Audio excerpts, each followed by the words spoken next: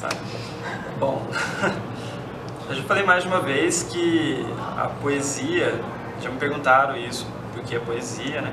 E, bom, na verdade eu não sei responder, não foi uma escolha minha, né? Foi algo que aconteceu. Na verdade, sempre gostei muito de poesia, de ler poesia, e desde muito cedo comecei a escrever. Eu lia e sentia vontade de me expressar através da poesia também. Era um tipo de expressão que me agradava muito. Como tiveram outras, eu gostava de desenhar também, gostava de teatro.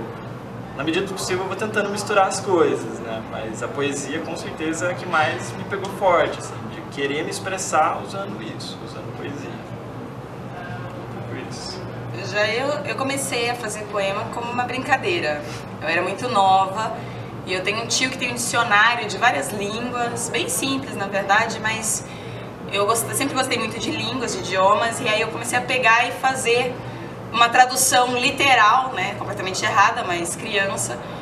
E aí para fazer essa tradução eu usei algo em português e eu inventei um versinho. E quando eu parei e realmente olhei o que eu tinha feito, foi muito engraçado, porque eu me dei conta de que, meu, isso existe, o que é isso que eu fiz? Né? Algo extremamente simples, óbvio, né? Mas assim, eu fui atrás para saber o que era aquilo, aquele verso, o que aquilo significava. E aí eu me dei conta de que existia poemas, e foi maravilhoso. Eu acredito que na verdade não foi meu primeiro contato com a literatura, claro, porque eu já tinha visto livros, mas foi realmente como eu me apaixonei pela literatura.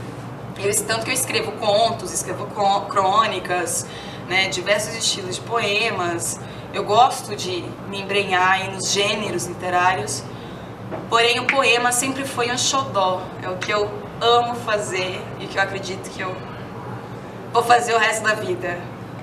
Então começou assim, como uma brincadeira, e aí pegando livros que eu fui ver que isso existe, eu quero chegar lá, um dia eu quero escrever que nem esses caras. Quem sabe?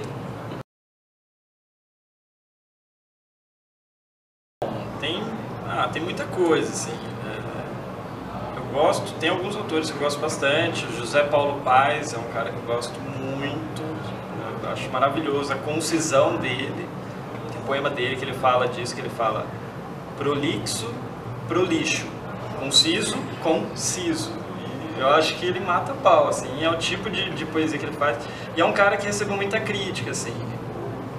Muita gente desqualificava, que o José Paulo Paes ele foi um puto intelectual, ele traduziu muita coisa e ele era poeta.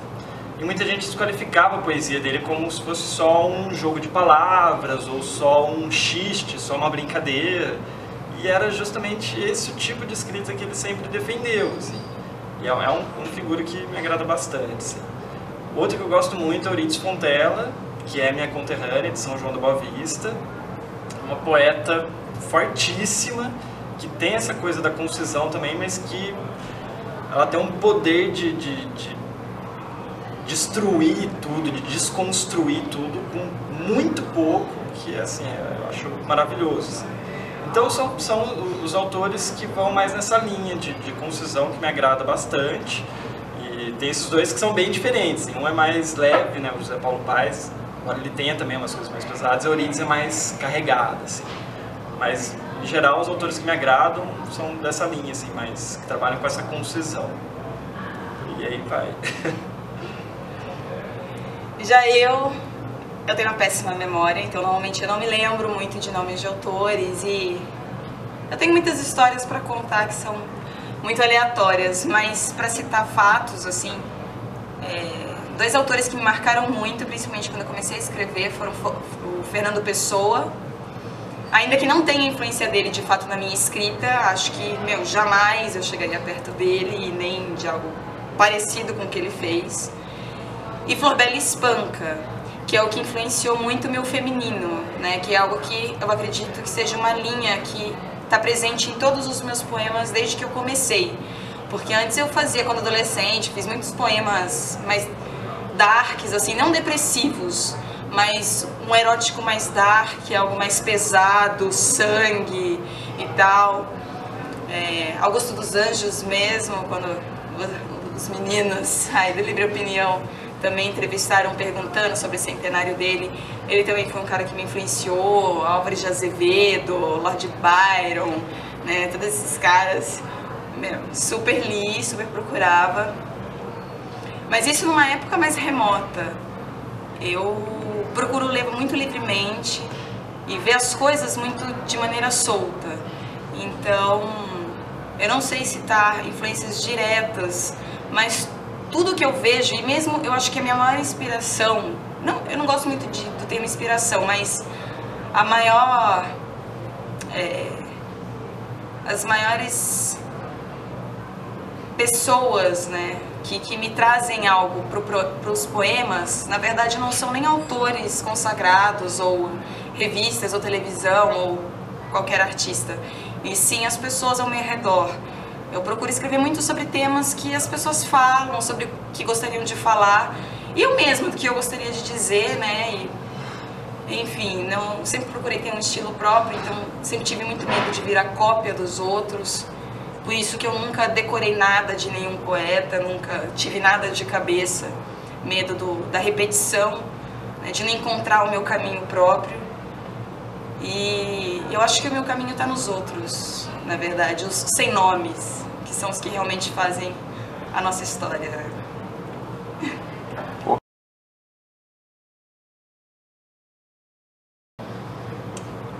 Bom, eu não sei se eu não sei identificar mesmo de onde vem. As influências, elas vêm de várias coisas que eu vivencio, que eu gosto muito. Por exemplo, eu estudei cinema, gosto muito de cinema, então assim, tem muita coisa, muito da minha temática vem daí, vem do cinema. Mas não só, vem de tudo que eu vivencio. Então eu tento trazer a presença do cotidiano, talvez seja uma coisa que aparece bastante na minha temática, assim, mas eu tento não seguir, assim, a temática não aparece. E aí, quando dá certo, quando eu vejo que é pra ser, eu desenvolvo, escrevo mais, mas assim, geralmente eu sou pego de surpresa, assim, quando vem uma temática, assim, eu pego e escrevo, se ficou bom, legal, se não ficou, deixo de lado. É um pouco isso, assim. Os temas vão aparecendo, alguns não dão muito certo e eu deixo de lado. Os que dão, aí eu vou trabalhando um pouco mais e tento manter. Acho que é meio isso. Bom, eu procuro, eu tenho, né, parado para pensar nessas questões. Eu acho que realmente o que traça um perfil dos meus poemas desde cedo é o feminino. Isso, como eu já disse, né, veio muito da Flor Bela Espanca, muito de poemas de autoras, né, de mulheres aí que é difícil até muitas vezes encontrar. Hoje em dia é mais fácil, mas quando eu comecei era muito árduo encontrar, né? E as temáticas também do normal, e principalmente do tabu, do normal, que eu digo, o cotidiano, do corriqueiro. E eu acho que eu gosto muito de trabalhar com tabus. Então, já comecei, logo na adolescência, comentei também, fazia poemas mais darks, né, mais obscuros e tal, mas também sempre teve essa pitada do erótico, isso sempre esteve presente.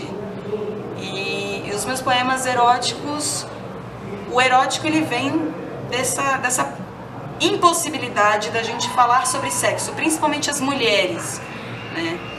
Falar sobre sexo, e não só sobre sexo, acho que certas questões dentro do sexo e das relações do feminino é muito tabu ainda, né? Mesmo entre as mulheres. E eu sempre tive muito amigos homens, e isso é muito engraçado, porque as minhas referências sempre foram muito masculinas. Mas, de alguma forma, quanto mais eu tenho essa masculinidade ao redor, mais o feminino transborda em mim, né? Mas ele vem à tona, aí eu vendo essas relações, esses conflitos. Agora eu estou escrevendo também poemas muito de questões mais sociais e questões do dia a dia também, saindo um pouco do erótico, ainda que tendo palavras que pertencem a ele, até ao pornográfico e tal, aquela coisa mais escrachada, tapa na cara, como costumam dizer. Mas eu faço porque eu acho que tem que falar, tem que pôr pra fora. E é isso que me motiva. Eu não fico buscando um único ponto, um único centro ficar cavando ali, né? Mas a certas horas isso acontece, da gente rodear os mesmos temas, rodear as mesmas questões, porém eu procuro sempre ser muito livre e brincar com a minha escrita. Então eu acho que acima de tudo eu brinco, assim, eu me divirto falando de coisas sérias, e que eu acho que é uma forma das pessoas ouvirem, talvez. Então eu me baseio mais ou menos nisso.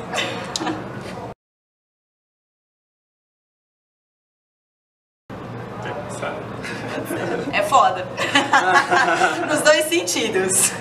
No foda de muito bom, porque a gente recebe um reconhecimento, né, sempre entre estudantes e tal, sempre concentração de pessoas que estão ali para te ouvir realmente, né, estão a fim de ver os saraus e estão a fim de ouvir os seus poemas, mas ao mesmo tempo foda também do difícil, porque a cidade é bem fechada e são as mesmas pessoas, então cai na mesmice, cai no ostracismo de ficar, ostracismo é a palavra errada, mas nesse fechamento de ficar no meio universitário, ou vem uma ou outra pessoa da cidade, mas assim, não é algo realmente recorrente. E eu gostaria, já comentei com os meninos também, gostaria muito, e ainda vou fazer, de fazer intervenções pela cidade para realmente ver a reação das pessoas, né? Então me aguarde, um dia aparecerei pelo shopping, pelas lojas, declamando poemas, vendo se realmente choca ou se agrada ou que merda é essa, né? Mas assim, é foda, nos dois sentidos. Não, eu concordo com o que a Letícia falou. Eu acho que aqui em São Carlos, sim, é difícil. Existe, sim, uma cena literária que a gente tem, justamente por ter as universidades, então tem um público que é mais próximo disso, acaba facilitando um pouco, mas por outro lado também acaba fechando algumas portas, né? Você acaba limitando, acaba ficando uma coisa limitada a esse público universitário, assim, isso não é legal. Assim. A experiência que a gente teve aqui no GIG mesmo, fazendo o Sarauvá, que foi uma série de saraus que a gente conseguiu organizar, a gente percebia um pouco disso também, a gente sentia falta da cidade participando desse movimento, né? Porque isso tem muito a acrescentar, né? A gente vê os movimentos de sarau em São Paulo, por exemplo, é muito forte na periferia. Então você vê que é o pessoal da cidade mesmo, né? É o pessoal da universidade que vai buscar isso na periferia, sabe? Então fica mais interessante, assim. E aqui em São Carlos eu acho que tem um potencial, existe sim uma cena literária, mas que tem muita coisa para ser inventada ainda. Tipo, o que eu acho que tem que rolar para melhorar aqui é começar a inventar parada. A galera falar, ó, vamos fazer aqui, vamos fazer ali, vamos, sabe? É inventar novas paradas e ir para a cidade. Eu acho que esse é o caminho, assim, para... E assim, mesmo no meio universitário a gente encontra algumas dificuldades, assim, tipo, na UFSCar eu lancei o livro de poesia e tentei fazer o lançamento lá. Tem um lance com a editora lá que meio que barra aluno para lançar livro na UFSCar. Então assim, eles falaram para mim que só professores poderiam lançar livros lá. Isso pagando para a editora. Eu falei, não, eu pago. Não, mas você não é docente, então não pode.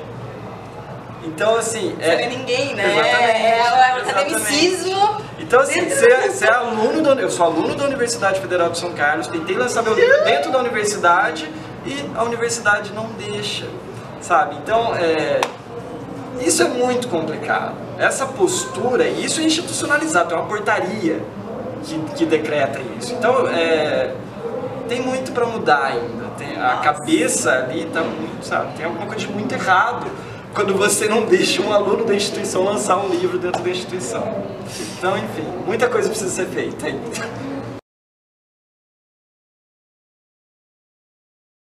Pô, a poesia tá aí, tá.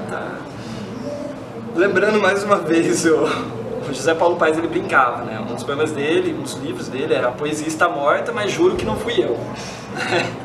E é brincando com essa galera que fala, não, a poesia morreu, a arte morreu, ou sabe? Essa galera que fica decretando a morte de tudo, assim.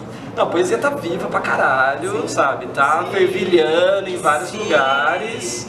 Eu acho que é um momento muito especial. Tem uma cena das editoras independentes lançando uma galera que antes era muito mais difícil.